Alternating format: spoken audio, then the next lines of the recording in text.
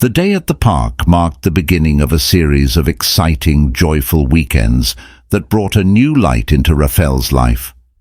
Over the next 5 months, Ada packed every weekend with outings and activities, movies, concerts, art galleries, elegant dinners, stand-up comedy, casino nights, overnight trips, and picnics by the river. Raphael found himself laughing and relaxing with Ada in ways he hadn't since his accident, and matching her sense of humor without even trying.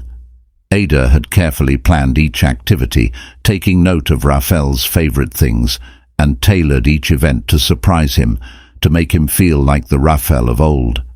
Now, as they approached the final month of the program Ada had proposed, Raphael felt a pang of dread. The thought of losing these moments, and losing Ada's constant presence, unsettled him more than he cared to admit. Over time, he had grown deeply attached to her.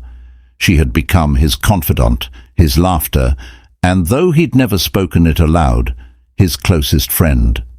They even had a habit of finishing each other's sentences, an intimacy he'd never expected to feel again.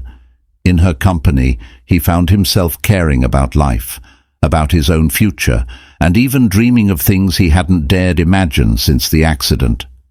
Raphael's mother was overjoyed. Ada had managed what no one else could.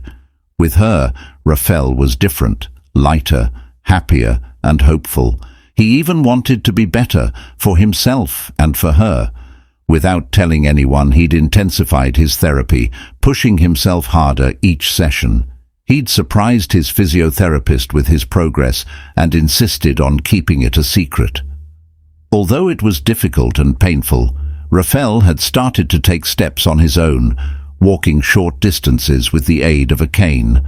The therapist estimated that by the end of 6 months he might even be able to run again. But Raphael wanted to keep that a secret, as a test for Ada. One evening, while they were sitting together after dinner, Raphael finally worked up the courage to ask a question that had weighed heavily on his mind. He took a deep breath, rolled his wheelchair closer to her, and looked at her with a solemn intensity. "Ada," he began softly, reaching into his pocket and pulling out a small velvet box. "I know this might come as a surprise, but will you marry me?" Ada's eyes widened in shock, and her hand flew to her mouth. She had cared for him, laughed with him, and had long since developed feelings for him, but she hadn't expected this. Tears welled up in her eyes, and for a moment Raphael worried that she might be overwhelmed with sadness at his proposal. "Raphael," she whispered, her voice trembling, I don't deserve you. You're so kind, so incredible, and I'm just a village girl.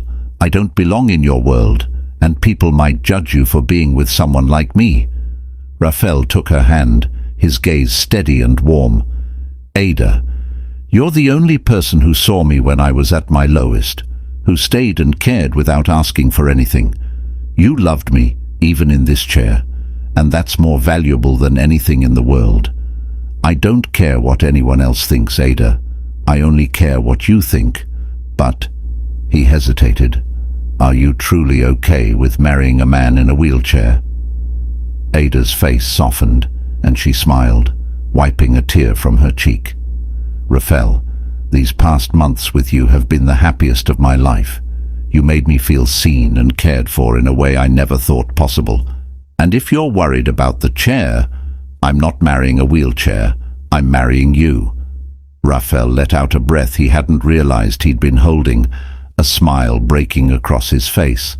They decided that Ada would attend college first, as she'd dreamed of.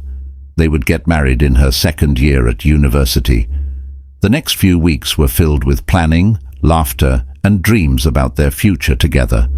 Then, just days before their 6-month mark, Raphael had a request for Ada that surprised her. "Will you come with me to my ex-girlfriend Emma's engagement party?"